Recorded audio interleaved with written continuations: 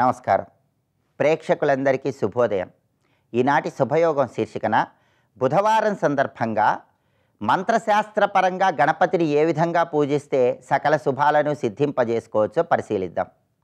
మంత్రశాస్త్రంలో షట్కోణం ముగ్గుకు విశేషమైన ప్రాధాన్యతను చెప్పడం జరిగింది. ఎందుకంటే షట్కోణం ముగ్గు అంటే అర్థం ఏంటంటే ఒక ఊర్ధ్వ త్రికోణము, ఒక అధో త్రికోణము, ఈ రెండు కలిపితే దాన్ని షట్కోణం అనే పేరుతో పిలుస్తారు.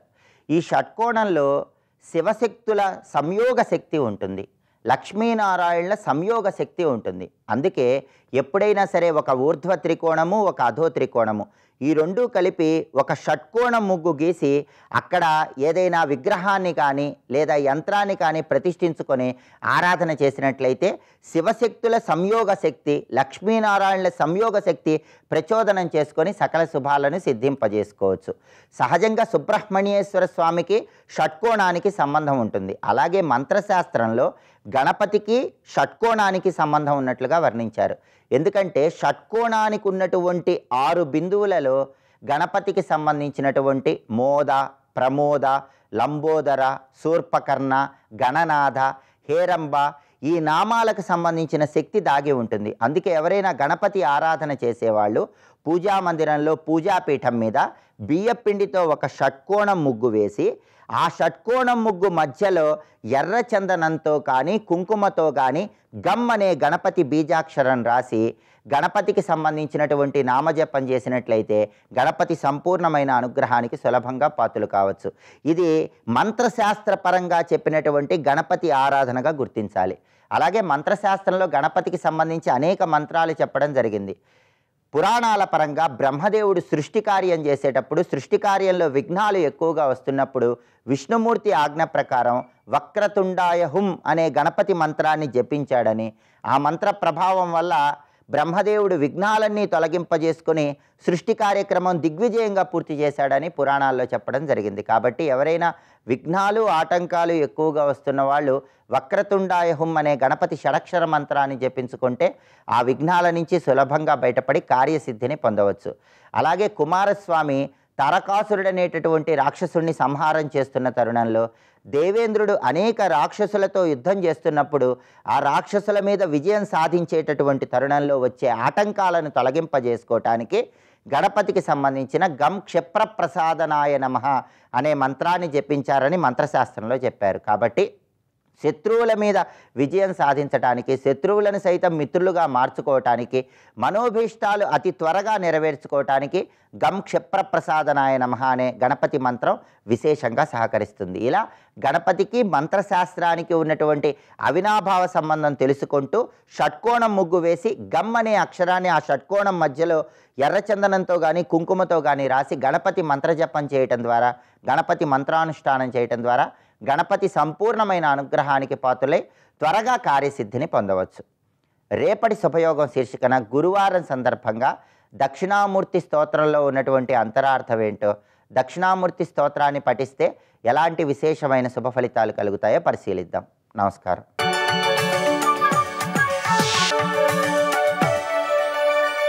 నందకిశోర నవనీత చోర నాద విహార శ్రీధర, నందకిశోర నవనీత చోర నాద విహార శ్రీధర. భగవంతుడు ఎందుకు సృష్టి చేయాలి, మనల్ని ఎందుకు పడేయాలి, మళ్ళీ ఎందుకు శిక్షించాలని అడగకూడదు. ఆయన చక్కగా జీవితంలో ప్రవృత్తి నివృత్తి మార్గాల్లో ఉండండర్రా అని పెట్టాడు ఆయన. అయితే మరి కామక్రోధ లోపాలు వచ్చేస్తుంటాయి కదా అంటే 3 ప్రిన్సిపల్స్ చెప్పాడు, వీటితో జాగ్రత్తగా ఉండండి అయ్యా అని. అంతే కదా, మనకు బండి లైసెన్స్ ఇచ్చేటప్పుడే ట్రాఫిక్ రూల్స్ పాటించమని ఎలా చెప్తారో జీవితం ఇచ్చేటప్పుడే జీవితపు రూల్స్ పాటించమని శాస్త్రం చెప్పింది ఇక్కడ. అది అతిక్రమిస్తే శిక్షిస్తారు. అదేవిధంగా జీవితంలో కూడా నువ్వెందుకు ఇలా చేసాను భగవంతుడు నడకూడదు, నువ్వు ఇలా ప్రవర్తించాల్సిందే. అందుకే దామ్యత, దయధ్వం, దత్త ఈ 3 మాటలతో కామ క్రోధ లోభాలని జయించాలి. అది ఆ కథ ద్వారా మనం తెలుసుకోవాల్సిన అంశం. అటువంటి వాడికే ఆత్మశ్రేయస్సు గురించి ఆచరించే ప్రయత్నం కలుగుతుంది. అసలు ఈ 3 తీవ్రత ముందు తగ్గితే ఆత్మశ్రేయస్సు కోసం ప్రయత్నం మొదలవుతుందండి. ఆ తీవ్రత ఉన్నవాళ్ళు ప్రయత్నించలేరు. సరికదా బోధించిన వాడి మీద కోపం కూడా వస్తూ ఉంటుంది. ఆ తీవ్రత తగ్గుతున్న కొద్దీ ఆసక్తి పెరుగుతుంది. క్రమంగా పోతే ఆసక్తి మరీ బలమై చక్కగా ఆచరించగలడు. ఈ 3 అడ్డుకుంటున్నంత కాలం సాధన జరగదు. అందుకే తపస్సు చేసేవారికి 3 రకాలుగా పరీక్షలు వస్తుంటే మీరు గమనించారో లేదో. కామ పరీక్ష జరుగుతుంది, క్రోధ పరీక్ష జరుగుతుంది, లోభ పరీక్ష జరుగుతుంది. 3 దగ్గర ఓడిపోతారు. అవునండి, తపస్సు చేస్తున్న ఇంద్రుడికి మరేం పని లేదు, వీటి పరీక్షలు పెడతాను. ఇంద్రుడికి కాదు, ముల్లోకాలకు అధిపతి ఆయన. ముల్లోకాలకు అధిపతి అయినప్పుడు ఒక గొప్ప వస్తువు కోసం ఎవడు ప్రయత్నిస్తున్నాడో వాడు దానికి అర్హుడు అవునో కాదో తెలుసుకోవాలి కదా. ఎందుకంటే తత్కాలంగా నిగ్రహించుకోవచ్చు. రావణాసురుడు అదే పని చేశాడు. తత్కాలంగా చాలా నిగ్రహించుకున్నాడు. తర్వాత ఏం చేశాడు? వచ్చిన వరాలతో ప్రపంచాన్ని ఏడిపించాడు. అందుకే కొంతమంది నిగ్రహ సంపన్నులు ఉన్నారు. అందుకే నిగ్రహం అనేటువంటిది కూడా దానికి రాజస ఆసురి 2 లక్షణాలు ఉన్నాయండి ఇక్కడ. సరే, మొత్తానికి ఇప్పుడు అద్భుతమైన మాట తర్వాత 2 శ్లోకములతో పూర్తి చేస్తున్నాడు దైవాసుర సంపద్విభాగం. యహ శాస్త్ర విధిముత్సృజ్య వర్తతే కామకారతః న స సిద్ధిమవాప్నోతి న సుఖం న పరాంగతిం తస్మాత్ శాస్త్రం ప్రమాణంతే కార్యాకార్య వ్యవస్థితౌ జ్ఞాత్వా శాస్త్ర విధానోక్తం కర్మ కర్తుమిహార్హసి. ఈ 2 శ్లోకములు సారం ఏంటంటే, ఇప్పుడు చెప్పిన అసుర సంపద అంతా పోవడానికి గాను శ్రేయస్సును ఆచరించడానికి గాను 2 ఇప్పుడు చెప్పారు. అసుర సంపదని మనం వదిలించుకోవాలి. ఏతైర్ విముక్త అన్నాడు కదా. మొదటి ప్రయత్నం ఏంటి? 3 జయించడం. రెండవ ప్రయత్నం ఏంటి? ఏది శ్రేయస్సో దాన్ని ఆచరించడం. ఈ 2 చేయాలి. ఇక్కడ ఇది విడిచిపెట్టడం ఎంత అవసరమో అది చెయ్యడం అంత అవసరం. ఈ 2 చెయ్యాలి అంటే ఆలంబనం శాస్త్రం అన్నాడు ఇక్కడ. శాస్త్రం అప్పుడు వచ్చిందని, శాస్త్రం యొక్క ప్రవేశం అప్పుడు వచ్చింది. అంటే కామక్రోధ లోభ వాళ్ళని ఎలా జయించాలి దానికి శాస్త్రం ఉద్భవించింది. ఉద్భవించి ఏం చేసిందంటే ధర్మబద్ధమైన కామం చెయ్యి. ఏది? గృహస్థ బ్రహ్మచర్యాదుల్లో ఉన్నప్పుడు ఆ ఆశ్రమానికి ఉచితమైనది. ఎందుకంటే బ్రహ్మచారి గృహస్థ ధర్మం పాటించకూడదు. గృహస్థైనటువంటి వాడు తాను ధర్మబద్ధంగా సంపాదించినటువంటి అనుబంధాలతో ఆదాయాలతో తృప్తిగా జీవించే నేర్చుకోగలగాలి. అప్పుడు శాస్త్రమే చెప్పింది ఇక్కడ. ఎల్లభసే నిజ కర్మోపాత్తం అని శాస్త్రం చెప్పింది కదా. కనుక శాస్త్రం యొక్క అవసరం కామక్రోధ లోభాలను నియంత్రించడం. శాస్త్రం లేకపోతే నియంత్రణ ఎక్కడొస్తుందండి?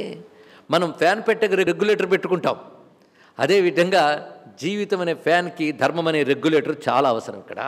అది నియంత్రణ. నియంత్రణ లేకపోతే ఎలాగా? ఆ నియంత్రణ పేరే శాస్త్రం. శాస్త్రం చెప్పినది ఆచరించడాన్ని ధర్మం అంటారు. ధర్మం అంటే నీకు నువ్వు అనుకున్నది కాదు. శాస్త్రం చెప్పింది ధర్మం. అది నీకు నువ్వు అన్వయించుకుని నీకు నువ్వు వ్యాఖ్యానం చేసుకోకూడదు. శాస్త్రం ఎలా చెప్పిందో అలా పాటించాలి. నచ్చినా నచ్చకపోయినా నీ బాగు కోసం చెప్పిందని ఇక్కడ. వైద్యుడు ఎలాగైతే ఆహారానికి పథ్యం చెప్తాడో, ఆహారం మానేమన్నాడా? పథ్యం చెప్పాడు. అలాగే కామక్రోధ లోభాలు కూడా పథ్యం శాస్త్రం. అన్ని కామక్రోధ లోభాలను జయించడానికి శాస్త్రం అవసరం మొదట. రెండవది శ్రేయస్సు ఏదో ఆచరించాలి కదా, దానికి శాస్త్రం అవసరం. అందుకే శాస్త్రం ముందు నియంత్రణ నేర్పుతుంది ధర్మ రూపంలో. దాని తర్వాత లక్ష్యమైన పరమాత్మను ఎలా పొందాలో విధానాలు నేర్పుతుంది. అది శ్రేయో మార్గం. మొదటిది నియంత్రణ మార్గం, రెండవది శ్రేయస్సాధనా మార్గం. కనుక ఈ సాధన కావాలి, అక్కడ నియంత్రణ కావాలి. రెండిటిని తెలియజేసే గ్రంథం పేరు లేదా సాధన పేరు శాస్త్రము. అందుకే తస్మాత్ శాస్త్రం. అయితే శాస్త్రాన్ని అతిక్రమించి ప్రవర్తిస్తేను యహ శాస్త్ర విధిం ఉత్సృజ్య వర్తతే కామకారత. శాస్త్రాన్ని విడిచిపెట్టానుకోండి, మరి ఎలా ప్రవర్తిస్తారు? ఇష్టం వచ్చినట్టు ప్రవర్తిస్తారు, అంతే కదా. ఇచ్చ వచ్చినట్టు ప్రవర్తిస్తారు, అదే కామకారత. కోరిక ఎలా నడిపితే అలా నడుస్తారండి. శాస్త్రం ఎలా నడిపితే అలా నడవరు. కోరిక ఎలా నడిపితే నడుస్తారు. ఎవడేమనుకుంటే ఏముంది? కానీ శాస్త్రాన్ని ఆధారం చేసుకుంటే చూడకుండా కూడా తప్పు చేయం. ఎందుకంటే శాస్త్రం లెక్క గట్టిగా ఉంటుంది. అందుకే ఎవడైతే శాస్త్రాన్ని అతిక్రమించి ఇచ్చ వచ్చినట్టు ప్రవర్తిస్తాడో అతడు నస సిద్ధిం అవాప్నోతి, వాడు సిద్ధిని పొందడు. సిద్ధి అంటే ఏమిటి అంటే పురుషార్థ యోగ్యత అన్నారు ఇక్కడ భగవత్పాల్ వారు. పురుషార్థానికి యోగ్యత తెచ్చుకోవడమే సిద్ధిటండి, పురుషార్థం పొందుటకు. అయితే భగవత్పాల్ వారి దృష్టిలో పురుషార్థం అంటే మోక్షమే. ఆ పురుషార్థము పొందడానికి యోగ్యత కోల్పోతాడు ఎవడైతే శాస్త్ర విధిని అతిక్రమించి ఇచ్చ వచ్చినట్టు ప్రవర్తిస్తాడో వాడు పురుషార్థానికి యోగ్యత కోల్పోతాడు. అది కోల్పోవడం వల్ల నా సుఖం నా పరాంగతిం, వాడికి సుఖము లేదు పరాగతి లేదు అన్నాడు. అంటే మోక్షం ఎలాగో పొందలేడు, మోక్షానికి కావలసిన అర్హతే లేదు. అది ఇక్కడ సిద్ధి నా ఆప్నోతి. రెండవది సుఖం అంటే ఈ లోకంలో మాత్రం సుఖపడతాడు అనుకుంటున్నారా? పోతే పోయిందండి, తర్వాత లోకం ఎవడు చూడొచ్చాడు. అధర్మంగా సంపాదిస్తే ఈ లోకంలో సుఖపడవచ్చా అంటే సుఖపడలేరు. అది నా సుఖం, వాడికి సుఖం లేదు అంటే ఇహలోకంలో వాడికి సుఖం ఉండదు. పైగా అధర్మంగా బ్రతికేవాడికి అడుగడుగునా భయమే. వాడు సరిగ్గా భోజనం కూడా చేయలేడు, వాడికి తెలియదు. కానీ వాడు ఎంత వేదన పడుతూ ఉంటాడు ఇక్కడ. తర్వాత నా పరాంగతి, తర్వాత పరాగతి కూడా లేదు. పరాగతి అంటే దీని తర్వాత వచ్చేటటువంటి ఇతరలోక సుఖాలు కూడా లేదు. లేదా పరాగతి అంటే మోక్షం అని అర్థం చేసుకుంటే మోక్షం కూడా లేదు. అంటే ధర్మ పురుషార్థానికి మోక్ష పురుషార్థానికి కూడా చెడిన వాడైపోతాడు అతడు. అందువల్ల తస్మాత్ శాస్త్రం ప్రమాణంతే కార్యాకార్య వ్యవస్థితౌ. ఏదైనా ఒకటి చెయ్యాలా చెయ్యకూడదా అనే నిర్ణయానికి శాస్త్రం ప్రమాణం. నీ ఇష్టం ప్రమాణం కాదు, తెలుసుకో ఇక్కడ. అది శాస్త్ర ప్రమాణం. శాస్త్రం అనగా అదొకటి మాట చెప్పాలి కదండి. శాస్త్రం అంటే కర్తవ్యం జ్ఞానకారణం విధి ప్రతిషేధాఖ్యం శాస్త్రం. విధి ప్రతిషేధాఖ్యం అంటే విధి నిషేధాలను బోధిస్తూ కర్తవ్య అకర్తవ్యాలను తెలియజేసేటువంటి జ్ఞానకారణమైన దానిని శాస్త్రం అంటారు. కర్తవ్యం అకర్తవ్యం అంటే చెయ్యవలసినది చెయ్యకూడనిది, ఈ రెండూ చెప్తుంది శాస్త్రం. చెయ్యకూడనిది ఎందుకు చెప్పారండి? చేయకూడదు గనక. అది తెలుసుకుని చేయకుండా ఉండాలి, ఇది తెలుసుకుని చెయ్యాలి. అందుకే విధి ప్రతిషేధ. ప్రతిషేధ అనే మాటకి నిషేధం అని కూడా అర్థం. విధి నిషేధాత్మకం శాస్త్రం. విధి నిషేధములు అంటే కర్తవ్యాకర్తవ్యములను బోధించుట. ఎందుకు విధి నిషేధాలు తెలుసుకోవాలి? జ్ఞానకారణం. కర్తవ్యాకర్తవ్యములు తెలుసుకుంటే జ్ఞానం లభిస్తుంది.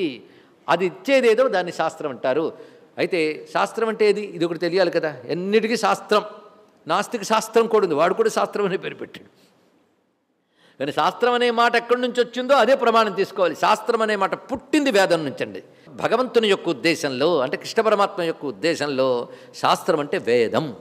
వేదమే ప్రమాణము. ఎందుకంటే ప్రారంభం నుంచి మనం చెప్పుకుంటూనే ఉన్నాం. ఏమని? భగవానుడు వేదస్వరూపుడు. ప్రారంభంలోనే ఉపోద్ఘాతంలోనే ప్రవృత్తి నివృత్తి మార్గములు రెండే ఉన్నాయి అని ద్వితీయాధ్యాయంలో ఏం చెప్పాడో దాని గురించి ఉపోద్ఘాతంలో భగవత్పాల వారు తెలియజేస్తూ ప్రవృత్తి నివృత్తి అనే రెండు మార్గములే మానవుణ్ణి తరింపజేస్తాయి. ఒకటి సంసారంలో ప్రవర్తించే లక్షణం ఉన్న వాళ్ళకి ప్రవృత్తి ధర్మం, సంసారం నుంచి మరలేనటువంటి యతులకు నివృత్తి ధర్మం. ఈ రెండూ తరింపజేస్తాయి. ఈ రెండు తరింపజేయడానికి భగవానుడైన ఆదినారాయణుడు వేద రూపముగా రెండింటినీ అందించాడు. వేదమాయన స్వరూపమే. అందుకు వేదమే శాస్త్రం. అందుకు అనేక చోట్ల వేదం శబ్దాన్ని అని వాడతాడు. వేదైశ్చ సర్వైరహమేవ వేద్య వేదాంతకృత్ వేద విదేహచాహం అనడంలో వేదమే ప్రమాణం, మరొకటి కాదు. స్వస్తి.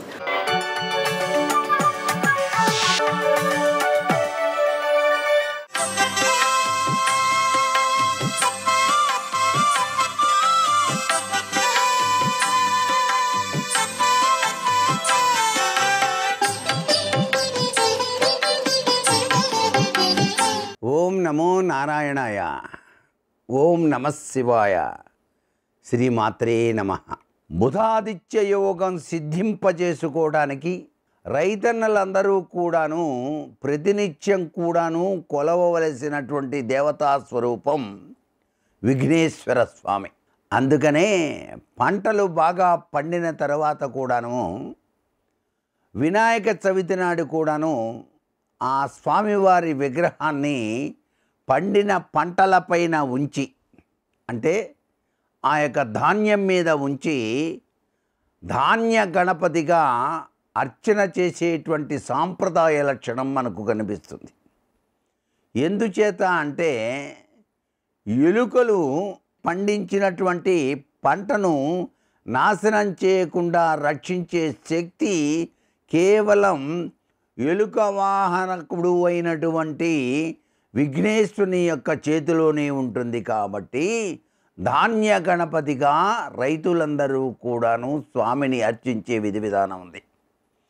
ప్రతి బుధవారం కూడాను వ్యవసాయం చేసేటువంటి వ్యవసాయదారులు గణపతిని ఆరాధన చేసి ఆయన దగ్గర ప్రదక్షిణాలు 9 నిర్వహించి ఆ స్వామి యొక్క దివ్యవంతమైన అనుగ్రహ కరుణాకటాక్ష వీక్షణాలచే సస్యశ్యామలవంతమైనటువంటి పంటలు మాకు పండే విధంగా నీవు అనుగ్రహించవలసింది అని చెప్పేసి మనస్ఫూర్తిగా గనక ప్రార్థన చేస్తే రైతుల పాలిట పెన్నిదిగా స్వామివారు తన దివ్యవంతమైన అనుగ్రహాన్ని ఇస్తాడు.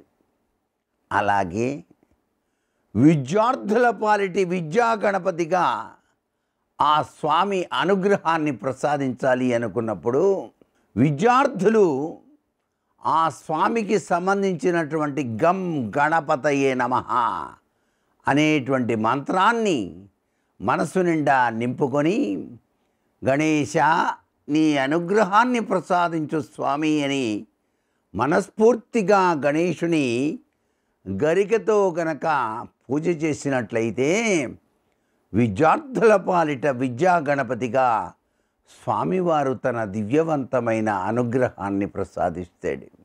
సర్వే జనా సుఖినో భవంతు.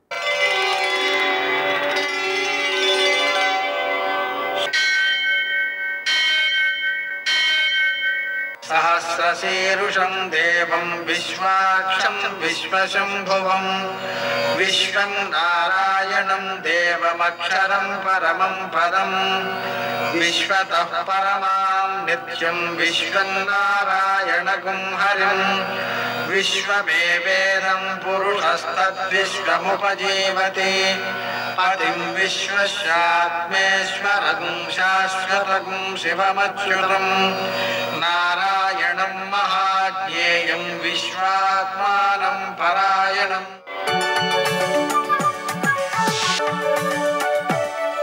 సూర్యశౌర్యమథేందురింద్రపదవీ సన్మంగళం మంగళం. ఆపదామపహర్తారం దాతారం సర్వసంపదాం లోకాభిరామం శ్రీరామం మోక్షదంతం నమామ్యహం. నేటి కాలమాన విశేషాలను గమనిద్దాం. స్వస్తి శ్రీ చాంద్రమాన శోభకృన్నామ సంవత్సరం ఉత్తరాయణం శిశిర ఋతువు ఫాల్గుణమాసం కృష్ణపక్షం బుధవారం. సూర్యోదయం 6:13 సూర్యాస్తమయం 6:26. తిథి నవమి సాయంకాలం 6:23 వరకు. నక్షత్రం ఉత్తరాషాఢ రాత్రి 9:42 వరకు. వర్జం ఉదయం 6:23 నుంచి 7:55 వరకు. మరల రాత్రి 1:36 నుంచి 2:56 వరకు. దుర్ముహూర్తం ఉదయం 11:55 నుంచి మధ్యాహ్నం 12:44 వరకు. అమృతకాలం మధ్యాహ్నం 3:35 నుంచి 5:07 వరకు. రాహుకాలం బుధవారం కాబట్టి మధ్యాహ్నం 12 నుంచి 1:30 వరకు. అష్టకవర్గ రీత్యా శుభప్రదమైన సమయం ఉదయం 11 గంటలకి. నేటి విశేషం బుధవారం, అలాగనే అన్వష్టకాశ్రార్థం. బుధవారం రోజున హయగ్రీవుణ్ణి పూజ చేసి పెసలతో పాయసం చేసి దాన్ని నివేదన చేసి పిల్లలకు పెట్టడం ద్వారా, పిల్లల చేత పూజ చేయించడం ద్వారా విద్యాబుద్ధులు బాగా అలవడతాయి, జ్ఞాపక శక్తి పెరుగుతుంది. విషయాన్ని అర్థం చేసుకుని సమాజానికి ఏ విధంగా ఉపయోగపడాలో ఆ విధంగా మలుచుకునేటువంటి ప్రజ్ఞ అలవడుతుంది. అలాగే బాలరామాయణం పిల్లల చేత పారాయణ చేయించి మనం కూడా చేస్తూ ఉన్నట్లయితే వారిలో రామునిలో ఉండేటువంటి సద్గుణాలు అబ్బుతాయి, సమాజానికి ఉపకరించేటువంటి గొప్పవారు అవుతారు. ఈరోజు అన్వష్టకాశ్రార్థం ఉంది, దాన్ని ఆచరించడం ద్వారా పిల్లలు అభివృద్ధిలోకి వస్తారు. నేటి ఆణిముత్యాలు.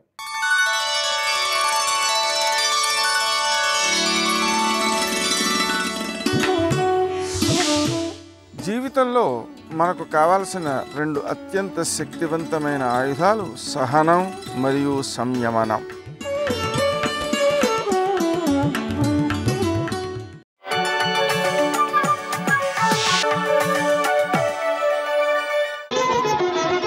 జయ జయ జయ జయ జయ శ్రీ హనుమా, జయ జయ జయ జయ ప్రభుదయ గనుమా. నేను ఎంతటి దురదృష్టవంతుడినో చూశావా లక్ష్మణ. నాకు యవ్వరాజ్య పట్టాభిషేకం జరగాలి, ముందు రోజు రాత్రి యవ్వరాజ్య పట్టాభిషేకం అన్నారు. ఈ పాటికి నేను ఏనుగు మీద అంబారీలో తిరగాలి.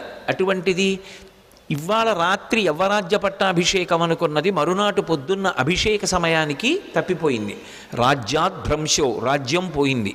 పోని రాజ్యం పోతే పోయింది. అంతఃపురంలో ఉన్నానా, వనే వాసహ, అరణ్యానికి వచ్చేసాను. పోనీలే ఏదో అరణ్యానికి వచ్చాను, వచ్చినా కూడా సీతమ్మ పక్కనుంది కాబట్టి ప్రశాంతంగా గడిపేశాను. సీతారాముల దాంపత్యం అటువంటిది అనుకుంటే సీతా నష్ట, సీతమ్మ అపహరింపబడింది. ఎక్కడుందో కూడా జాడ తెలియదు. ఇంతటి విలుకాణ్ణి అయినా నా భార్యని రక్షించుకోలేకపోతున్నాను. సీతా నష్ట హతో ద్విజ, నేనున్నాను అని దశరథ మహారాజు గారితో సమానమైనటువంటి వాడు, నాకు స్నేహితుడు, పాపం పరుగు పరుగున వచ్చి నాతో పాటు ఉండి నాకు సేవలందిస్తున్నటువంటి జటాయువు మరణించాడు. హతో ద్విజ, ఈదృశీయం మమావస్థ, నా అవస్థ ఎంత దారుణంగా ఉందో చూసావా లక్ష్మణ. నిర్దహేదపి పావకం. నీకొకటి చెప్పనా, నా శోకము ఎటువంటిదంటే లోకంలో ఏ వస్తువునైనా అగ్ని కాలుస్తుంది, కానీ నా శోకం అగ్నిని కాల్చేస్తుంది. ఇన్ని దురదృష్టాలు ఏ వ్యక్తిని వెంటాడవు. దెబ్బ మీద దెబ్బ, దెబ్బ మీద దెబ్బ, ఎంత కష్టపడుతున్నానో చూసావా అన్నాడు. అయోధ్యకాండ మొట్టమొదటి శ్లోకం దగ్గర ప్రారంభమయ్యాయి కష్టాలు.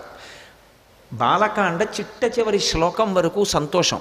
అయోధ్యకాండ ప్రారంభమైంది అంతే, సింహాసనం కదిలిపోతోంది అన్న సూచన వచ్చేటట్టుగా ప్రారంభమైంది అయోధ్యకాండ. ఇక అక్కడి నుంచి కష్టాలు. అయోధ్యకాండ చాలా పెద్ద కాండ.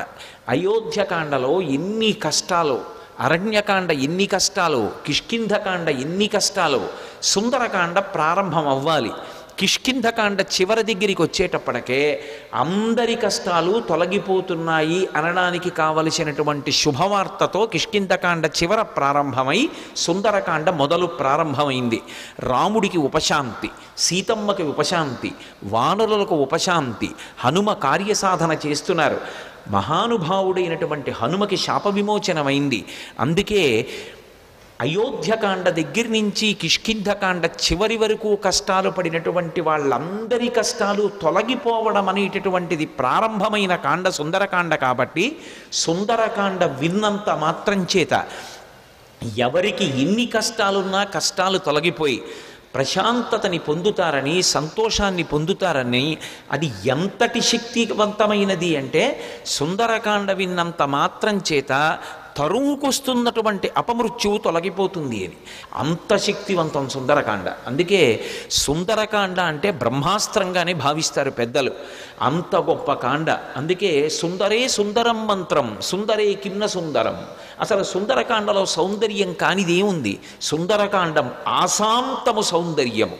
సుందరకాండ ఒక్కటి విన్నంత మాత్రం చేత ఉపాసన సంబంధమైనటువంటి రహస్యములు ఎన్నో కూడా పరిష్కరింపబడతాయి. ఎన్నో విషయాలు మనకి ద్యోతకమవుతాయి. అన్ని విషయాలతో కూడుకున్నటువంటి కాండ కాబట్టి ఈ కాండకి సుందరకాండ అని పేరు. అంత శక్తివంతమైనటువంటి సుందరకాండ యొక్క ప్రారంభం ఎక్కడ అంటే నిజానికి మొదటి శ్లోకం తతో రావణనీతాయా అయినా ఆ దానికన్నా నేపథ్యం కిష్కింధకాండ చివరిలో పడింది. ఎందుచేత అంటే కిష్కింధకాండ చివరికి వచ్చేటప్పటికి అందరూ శోక సముద్రంలో ఉన్నారు. ఎదురుగుండా సముద్రం, అందరి గుండెల్లో శోక సముద్రం. ఎందుచేత ఎప్పుడో తప్పిపోయింది సీతమ్మ, జాడ తెలియదు. రాముడు ఏడుస్తున్నాడు, అన్న ఏడుస్తున్నాడు, లక్ష్మణుడు ఏడుస్తున్నాడు, భరతుడు అన్న కోసం ఏడుస్తున్నాడు, కౌసల్య సుమిత్ర కైకేయి బిడ్డల కోసం, రాముడి కోసం, కోడల కోసం, నందిగ్రామం వెళ్ళిపోయిన భరతుడి కోసం ఏడుస్తున్నారు. అసలు కోసల దేశ వాసులు ఎప్పుడు రాముడు వస్తాడని ఏడుస్తున్నారు. అవతల వానరులు సీతమ్మ జాడ తెలియలేదు. మాట ఇచ్చినటువంటి సుగ్రీవుడు సీతమ్మ జాడ కనిపెడతానన్నవాడు ఎలా కనిపెడతాడు? మాట దక్కించుకోగలడా? వానరులు ఏడుస్తున్నారు.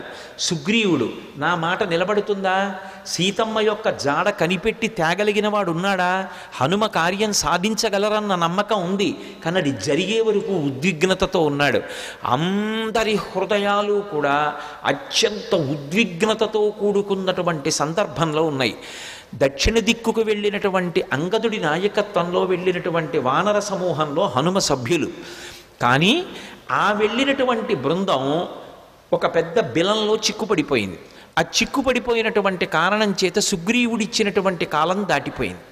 సుగ్రీవుడిచ్చినటువంటి కాలం దాటిపోయింది కాబట్టి వెనక్కి వెడితే సుగ్రీవుడు చంపేస్తాడు. సుగ్రీవాజ్ఞ ఖచ్చితంగా తిరిగి రాకపోతే శిరచ్ఛేదం చేస్తానన్నాడు. వెనక్కి వెడితే సుగ్రీవుడు చంపేస్తాడు. అందుకని వాళ్ళకి బ్రతకాలనుంది, కానీ బ్రతకడానికి మార్గం లేదు. ఇది సుందరకాండ ప్రారంభం. సర్వం శ్రీ ఉమామహేశ్వర పరబ్రహ్మార్పణమస్తు. స్వస్తి.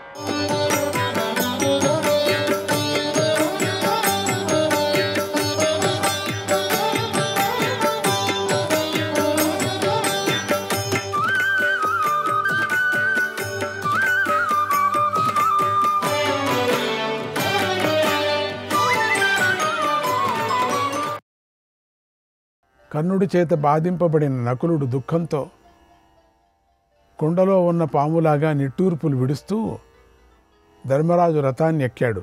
ఎక్కి పక్కలో ఉపారి కూర్చున్నాడు ఒక చోట మూలలో. ఓ మహారాజా, సూర్యుడు ఆకాశం మధ్య భాగానికి వచ్చాడు. అప్పుడు సూతపుత్రుడైన కర్ణుడు చక్రంలాగా తిరుగుతూ తీవ్రంగా యుద్ధం చేశాడు. కర్ణుడు ప్రళయకాలంలోని ప్రచండాగ్నిలాగా అక్కడక్కడ పాండవ సేనను నాశనం చేస్తున్నాడు.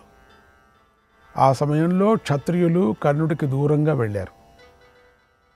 మరణించగా మిగిలిన పాంచాలులోని మహారథులు చెల్లాచెదురై పారిపోతూ ఉంటే వీరుడైన కర్ణుడు బాణాలు వేస్తూ వారి వెంటపడ్డాడు.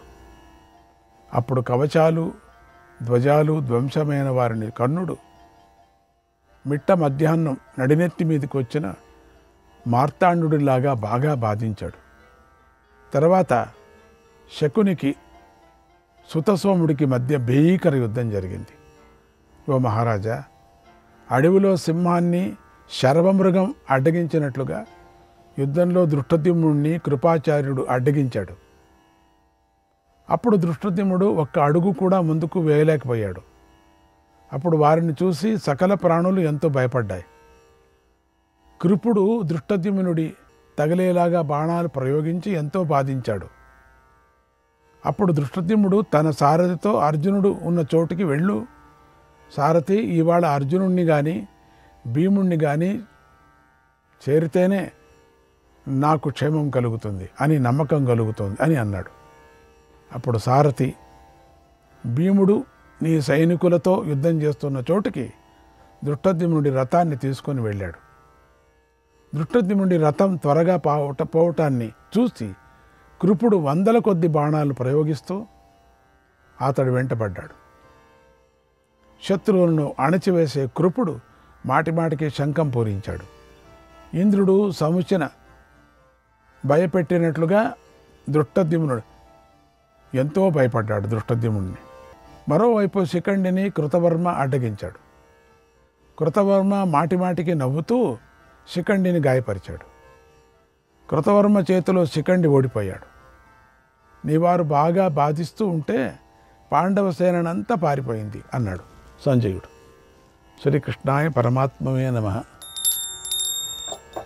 27, 28, 29, 30వ అధ్యాయాలు. సంజయుడు ధృతరాష్ట్రుడికి ఇలా చెప్పాడు.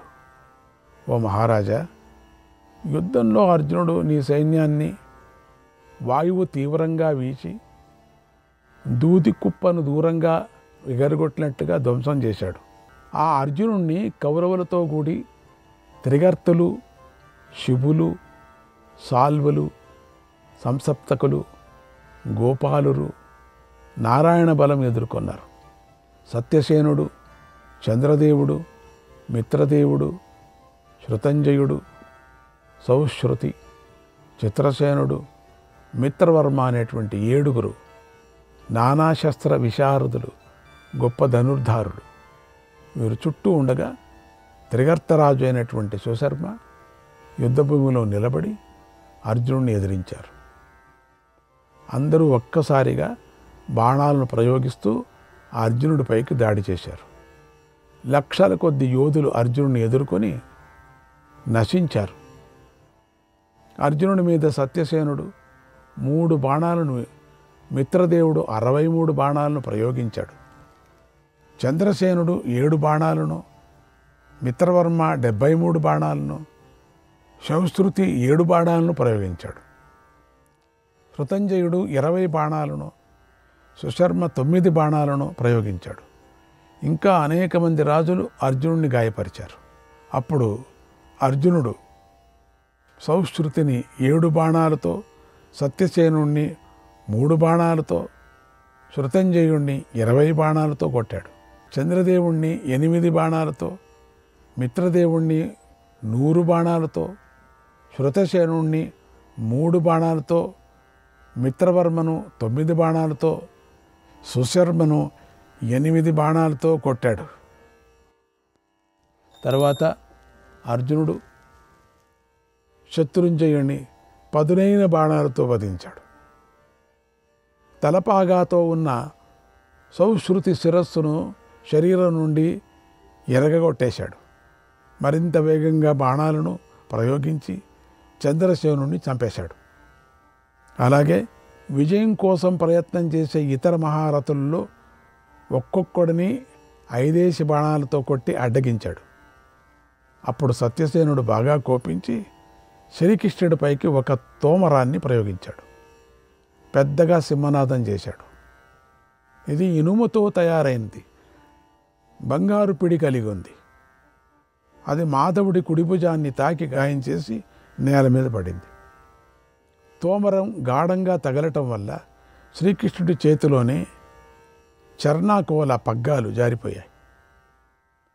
భుజం బాగా చీలిపోయింది. అది అర్జునుడు చూసి తీవ్రంగా కోపించాడు.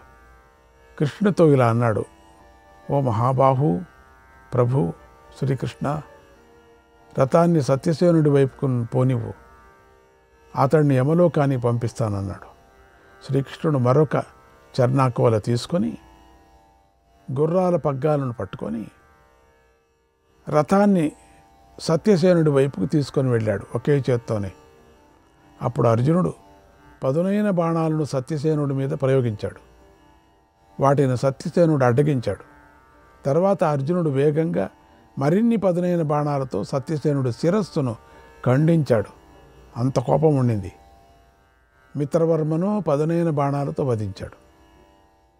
అర్జునుడు అలా తీవ్రంగా కోపించి 100ల కొద్ది బాణాలను ప్రయోగించి లక్షల కొద్ది సంసప్తక గణాలను పడగొట్టాడు. తర్వాత అర్జునుడు మిత్రదేవుడి శిరస్సును బంగారు రెక్కల గల క్షురప్రం అనే బాణాలతో ఖండించాడు. సుశర్మ మెడ దగ్గర తగిలేటట్లుగా బాణాలతో కొట్టాడు. అప్పుడు సంసప్తకులు అందరూ అర్జునుడిని చుట్టుముట్టి కోపంతో బాణాలతో గాయపరిచారు. వారు గాయపరచగా అర్జునుడు ఇంద్రాస్త్రాన్ని ప్రయోగించాడు. దాని నుండి 1000 కొద్ది బాణాలు ఆవిర్భవించి శత్రువులను కొట్టాయి. అప్పుడు జరిగిన యుద్ధంలో అర్జునుడు అనేక సంసప్తక గణాలను జయించి పొగలేని అగ్నిజ్వాలలాగా విరాజిల్లాడు. ఓ మహారాజా, అనేక బాణాలను ప్రయోగిస్తున్న ధర్మరాజును దుర్యోధనుడు స్వయంగా ఎదుర్కొన్నాడు. ధర్మరాజు వేగంగానూ తొందరగానూ వస్తున్న దుర్యోధనుడిని చూసి వేగంగా బాణాలను ప్రయోగించి నిలబడవని గర్జించాడు. అందుకు కోపించే దుర్యోధనుడు 9 బాణాలతో ధర్మరాజును కొట్టాడు. అతడు సారథిని 1 బాణంతో గాయపరిచాడు. అప్పుడు తీవ్రమైన యుద్ధం జరిగింది. ఈ యుద్ధంలో యుద్ధ వాద్యాలను మ్రోగించారు. ఓ మహారాజా, ఆ యుద్ధంలో 2 సేనల్లోని వీరులు ఏ పద్ధతి నియమాలు లేకుండా యుద్ధం చేశారు. ఇంకంతే, నియమాలంతా పోయాయి గాలికి. కర్ణుడు పాంచాలును వధించాడు. అర్జునుడు త్రిగర్తలను చంపాడు. ఓ మహారాజా, భీముడు కౌరవ గజసేనను అంతా వధించాడు. కౌరవ పాండవ సేనలు రెండూ కూడా విశాలమైన కీర్తిని పొందాలని కోరుకుంటున్నాయి. అప్పుడు సూర్యుడు అపరాహ్న అంటే మధ్యాహ్న కాలంలోకి ప్రవేశించాడు. ఆ సమయంలో మహానాశనం జరిగింది. ఓ మహారాజా, ఉభయ సైన్యాలు భిన్న భిన్న ప్రదేశాల్లో విడిపోయి యుద్ధం చేస్తున్నాయి. ఎక్కడ పడితే అక్కడ యుద్ధం చేస్తున్నాయి. అసలు ఎవరితో ఎవరు యుద్ధం చేస్తున్నారో తెలీదు. గందరగోళంగా తయారైపోయింది. ఎక్కడ చూసినా ఘోరమైనటువంటి శబ్దాలు. మరోవైపు ధర్మరాజుకు దుర్యోధనుడికి మధ్య ఘోర యుద్ధం జరిగింది. ఇంక చెప్పటమా? అప్పుడు ధర్మరాజు జ్వలిస్తున్న మహోల్కలాగా మహావేగం గల మహాశక్తిని దుర్యోధనుడి మీదకు ప్రయోగించాడు. ఆ శక్తి దుర్యోధనుడి కవచాన్ని ఛేదించింది, గుండెలో దిగబడింది. దానివల్ల దుర్యోధనుడు మూర్ఛపోయాడు. భీముడు అది చూసి ధర్మరాజుతో, మహారాజా, ఇతడు నీ చేతిలో మరణించకూడదు అని గట్టిగా అరిచాడు. ప్రభువు నీ చేతిలో మరణించకూడదురా మహారాజా, వీడు నాది, నాకు. అప్పుడు ధర్మరాజు దుర్యోధనుడిని విడిచిపెట్టాడు. పో, నువ్వు చూసుకోపో అన్నాడు. ఆ సమయంలో కృతవర్మ చచ్చి మూర్చిపోయిన దుర్యోధనుడిని చూశాడు. మొదట అనుకున్నాడు చచ్చిపోయాడని, కానీ మూర్చిపోయాడు. భీముడు కూడా బంగారు తొడుగు గల గదను తీసుకొని కృతవర్మ మీదకు వేగంగా వెళ్ళాడు. అప్పుడు అపరాహ్న సమయంలో నీ వారికి శత్రువులకు మధ్య ఇలా ఘోర యుద్ధం జరిగింది మహారాజా.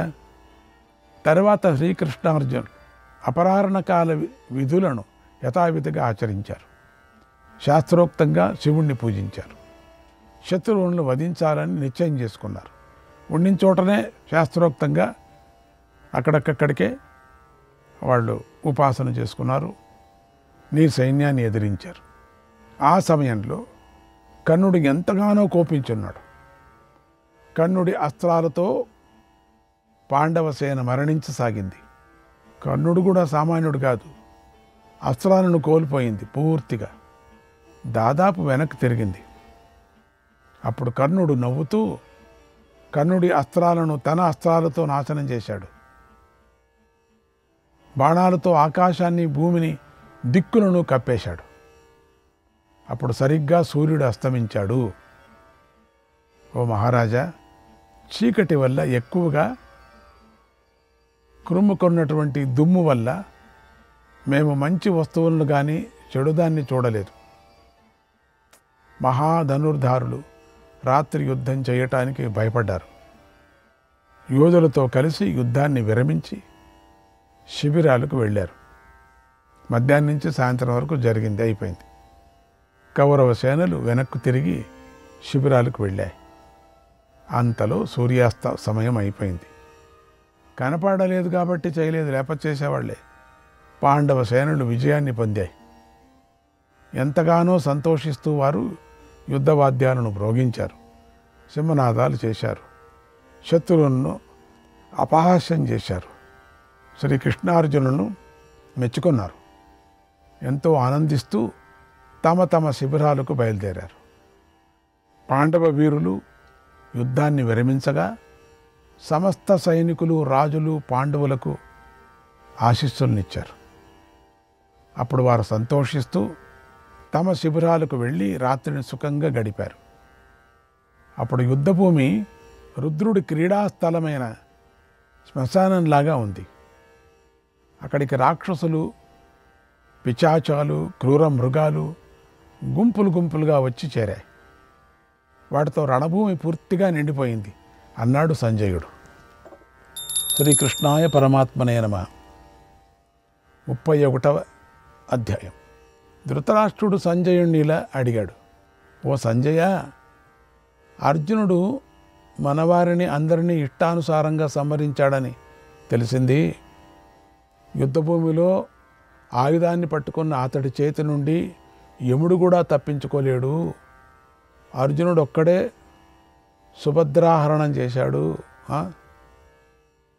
ఒక్కడే కాండవ వనాన్ని సమర్పించి అగ్నిదేవుడికి సంతోషపెట్టాడు. అతడొక్కడే భూమినంతా జయించాడు. రాజులందరినీ కప్పం కట్టేలాగా వారిలాగా చేశాడు. దివ్యమైన ధనుస్సును పట్టుకొని అతడొక్కడే నివాత కవచలను సంహరించాడు. కిరాత రూపంలో ఉన్న శంకరుడితో యుద్ధం చేశాడు. భరత వంశీయులను ఒంటరిగా రక్షించాడు. ఒంటరిగానే శివుణ్ణి సంతోషపెట్టాడు. అతడొక్కడే సమస్త రాజులను జయించాడు. ఓ సంజయ, పాండవులు ఎప్పుడూ కూడా ఎవరి చేత నిందించబడలేదు, మెచ్చుకోబడ్డారు. తర్వాత వారు ఏం చేశారో చెప్పు. ఆ రోజు యుద్ధం పూర్తి అయిన తర్వాత దుర్యోధనుడు ఏం చేశాడో చెప్పు అని అడిగాడు. అప్పుడు సంజయుడు ఇలా చెప్పాడు, ఓ మహారాజా, కౌరవులు శత్రువుల బాణాలు దెబ్బలకు బాగా గాయపడ్డారు. వారి అవయవాలన్నీ బాగా గాయాలు పాలయ్యాయి. వారి కవచాలు నాశనమయ్యాయి. వారి వాహనాలు నాశనమయ్యాయి. మీ వారిది వారు శత్రువుల చేతిలో ఓడిపోయారు. మన వాళ్ళంతా దీనులయ్యారు. వారు మనస్సులలో ఎంతో బాధపడ్డారు, ఎంతో ఆలోచించారు. ఆ సమయంలో కర్ణుడు కోపించి సర్పంలాగా బుసలుగొట్టాడు. చేతిలో చేతిని పిసుకుతూ నీ పుత్రుడిని చూసి ఇలా అన్నాడు, ఓ రాజా, అర్జునుడు సిద్ధంగా ఉన్నాడు, దృఢంగా ఉన్నాడు. అతడు సమర్థుడు, ధీరుడు, నిబ్బరంగా ఉన్నాడు. అలాంటి అతడికి కృష్ణుడు సమయానికి తగ్గట్టుగా ఏం చేయాలో చెబుతున్నాడు, అతను నడిపిస్తున్నాడు. అందువల్లే అతడు తొందరగా బాణాలు వేసి ఈ రోజున మరణను మోసగించాడు. రేపు చూసుకుందాంలే, అతడి సంకల్పాన్ని అంతా నేను నాశనం చేస్తానన్నాడు.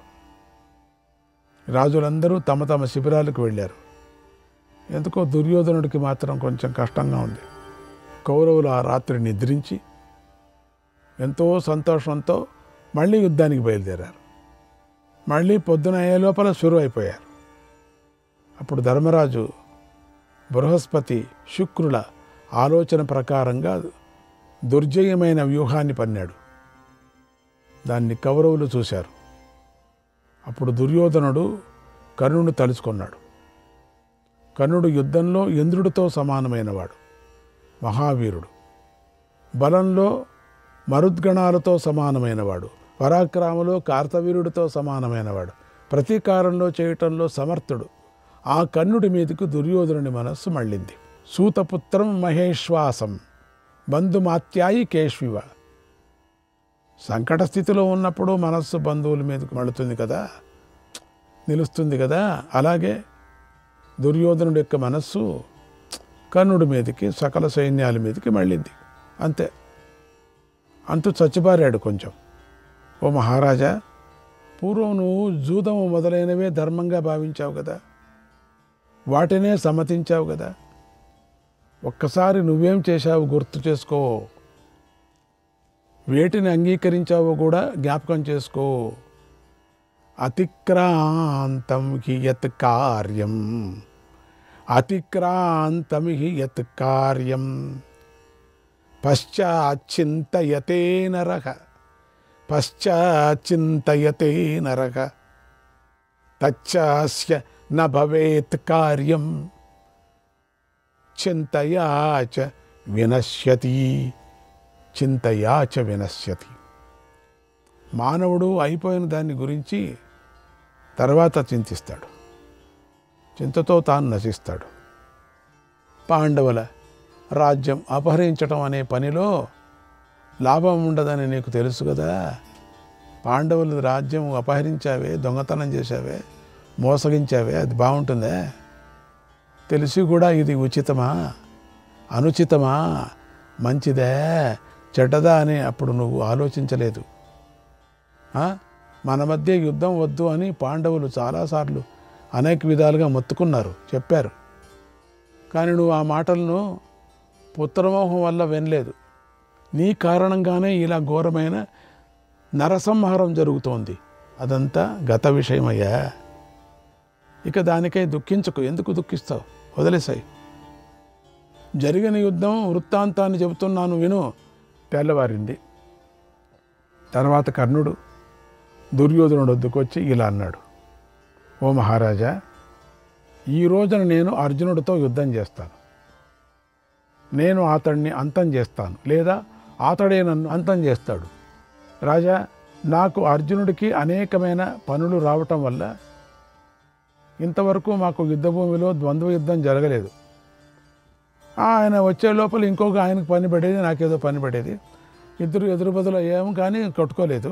ఇప్పుడు కొట్టుకుంటాం. ఇక నేను యుద్ధంలో అర్జునుడిని చంపకుండా తిరిగి రాను. తిరిగి రానంటే అదే కదా, తిరిగి రాను, అంతే కదా. ఇప్పటికే మన పక్షంలో మహావీరులు మరణించారు. నేను యుద్ధం చేస్తూ ఉండగా నాకు ఇంద్రుడిచ్చిన శక్తి ఆయుధం నశించింది. ఇప్పుడు నా మీదకు అర్జునుడు తప్పకుండా యుద్ధానికి వస్తాడు. శక్తి ఆయుధం నా దగ్గర లేదే. అయ్యో, అన్యాయంగా శక్తి ఆయుధం ఆ రాక్షసుడి కోసం నాశనం చేసుకున్నానే. నాకు అర్జునుడికి సమానంగా దివ్యాస్త్రాలు ఉన్నాయి. శ్రీకృష్ణాయ పరమాత్మనే నమః.